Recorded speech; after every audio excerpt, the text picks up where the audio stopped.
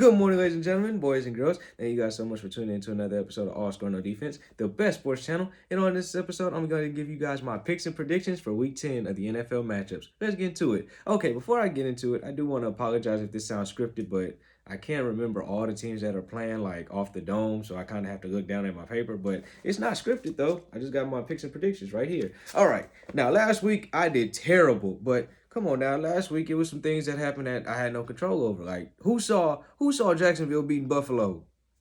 Okay then. So with that being said, let's get into it. Now the goal is I have to get 10 or more right. If I get 10 or more right, I had a successful week. If not, I gotta go back to the drawing board. Let's get into it. All right. We have the Buffalo Bills going up against the New York Football Jets, and I'm gonna go with the Buffalo Bills. Right now, even though this team is coming off a loss, I ain't never been a Jets fan. Never.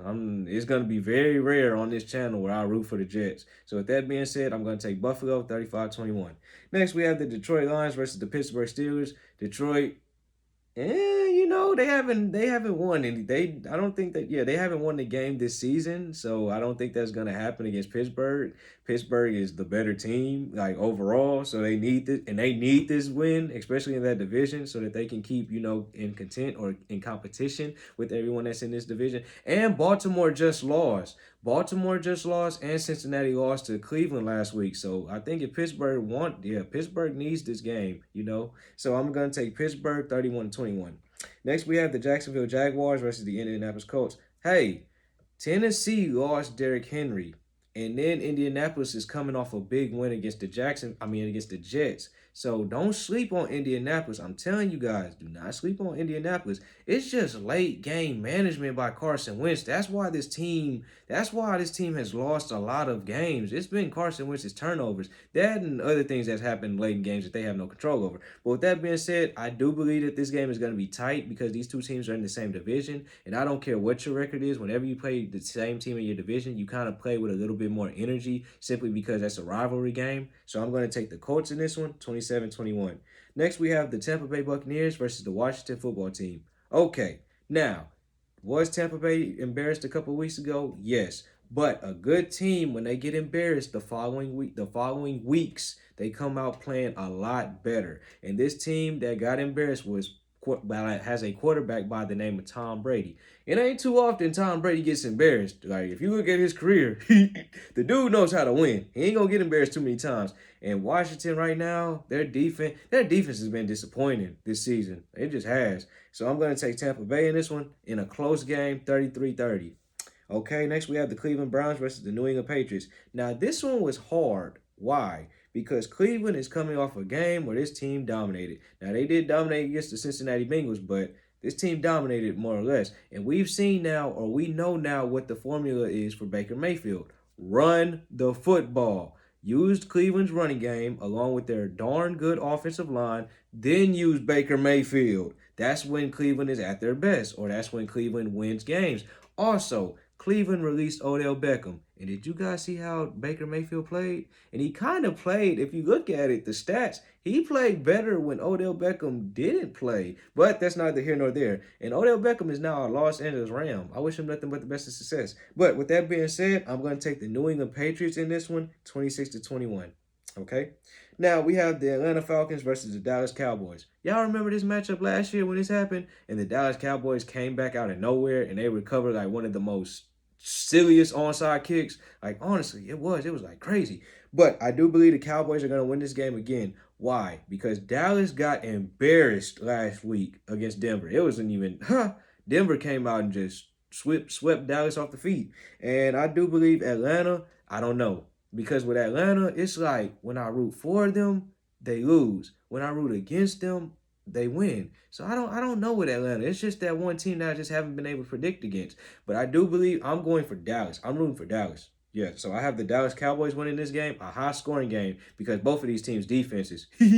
Yeah, so I'm going to take Dallas in this one, 42-37. Next, we have the Carolina Panthers versus the Arizona Cardinals.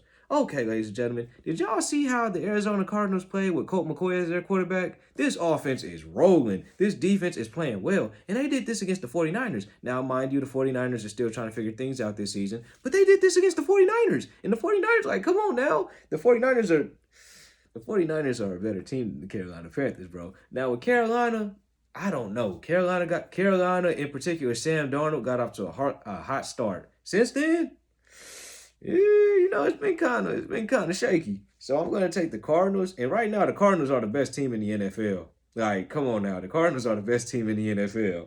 So I'm gonna take the Cardinals in this one, 32-24. Next, we have the Minnesota Vikings versus the Los Angeles Chargers. Okay, this is another tricky one because with Minnesota, it's like you don't know what you're going to get week to week. It's like one week their offense shows up. Next week, you don't even know their offense is out there. Same thing with their defense. At times, it can be, it can be a little bit frustrating as a fan. Not saying that I'm a Minnesota fan. Nah, I'm not a fan of them. But with this Charger team, same thing because Justin Herbert was another one. He got off to a great start. But then these last couple of weeks, But with that being said, I'm going to take the Chargers in this one, 28-17. Okay, next we have the Seattle Seahawks versus the Green Bay Packers. Now, this is interesting. Here's why. Green Bay last week had to start Jordan Love, and they're going to have to start Jordan Love again because Aaron Rodgers isn't going to play. He has his little thing going on. And in that game last week, we didn't really see anything that gave us any confidence about Jordan Love. Now, I'm not saying the dude has to throw a 100-yard touchdown, but if you watched how he played, some of the plays that he didn't capitalize on, you were like, and then some of the play calling for this dude, to say that he's been, this is what you guys are drafting for the future, they didn't show that they have much belief or confidence in Jordan Love. And that's just obvious. Now, I'm not trying to sound like a hater, but I'm just speaking the truth. I'm speaking facts. They didn't show any type of confidence in him.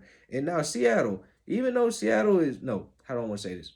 Seattle is still fighting for position in this division. Now, this division that they're in is one of the best divisions in football. It's Seattle, along with the Rams, along with the Cardinals, and then along with the 49ers. Now, right now, the 49ers, no one is taking them serious. But the Seattle, if they can win this game, Seattle will still be afloat. Now, I'm not saying that they're going to make the playoffs, but in this division, don't be surprised if 3 teams make the playoffs because this is one of the better divisions. But with that being said, I'm going to take Seattle in a close game, 21-17. All right, next we have the Philadelphia Eagles going up against the Denver Broncos. This is tough.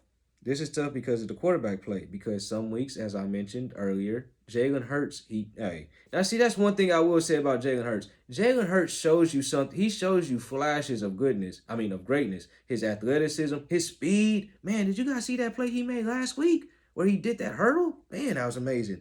Yeah, but then it's also like his throwing ability sometimes or his accuracy. Now, I'm not saying he has to be the most accurate quarterback from the pocket, but I would like a little bit more consistency. That's all I'm asking for. Now, with Denver's offense at times can be a little, because even though they did play well last week, they haven't scored 30 points like that in a minute. It's been a while since they scored 30 points. And then one thing with Teddy Bridgewater, his playing style, he doesn't really throw the ball too much down the field. Like, he's not a big risk taker. He likes to do his action underneath, and, he likes to take what the defense gives him, which nothing wrong with that, but it's just like, in today's time, you got to take a little bit more risk. So with that being said, I'm going to go with Denver in this one, 33-27. Okay, yeah, 33-27. Next, we have the Los Angeles Rams versus San Francisco 49ers. See, as I mentioned, this is another interesting game. The Rams are coming off of a tough loss against the Tennessee Titans. Now, I know people like to critique Matthew Stafford. I know people like to talk about Matthew Stafford game, but this is the type of game that the Rams brung him in for. Why? Because in this game, it's going to be he's going to have a lot of passing yards in this game, I do believe. And then this is a reason why they brought Matthew Stafford in was because they believe that Matthew Stafford has big play capability, which he does. He has the big play capability that Jared Goff didn't have. Now, this is not saying that Jared Goff is a scrub. It's just with Matthew Stafford, I don't want to kind of say this. You have more confidence trailing. Let's say you're trailing by 7. And you're and you need a touchdown, and this is your game-winning drive. You have more confidence in Matthew Stafford than you do Jared Goff. And this is no knock at Jared Goff, it's just the truth. And I do believe Matthew Stafford gives this team a better chance to win, even though Jared Goff did take this team to the Super Bowl, but that's neither here nor there. So with that being said, I'm going to take the Rams, 31-27. And last but not least, we have the Kansas City Chiefs versus the Las Vegas Raiders.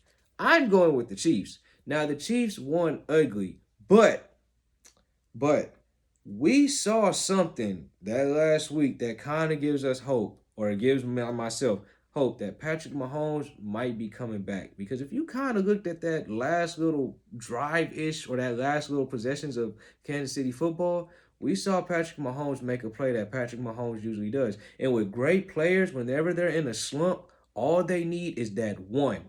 They just need that one great play. And then all of a sudden, they're back. So I do believe that I think the Chiefs are gonna win this game. I do believe it's gonna be high scoring because their defense. No, I'm not gonna sit up here and say I believe in their defense. That'd be a total lie. So I'm gonna take the Chiefs in this one, 36-28. And that's all from this episode. Thank you guys so much for watching. Hopefully I should redeem myself because I did terrible last week. It's not gonna happen this week. But that's all for this episode. Thank you guys so much for watching. If you're new to the channel, be sure to subscribe. I do new episodes like this Monday through Friday, and I'm out.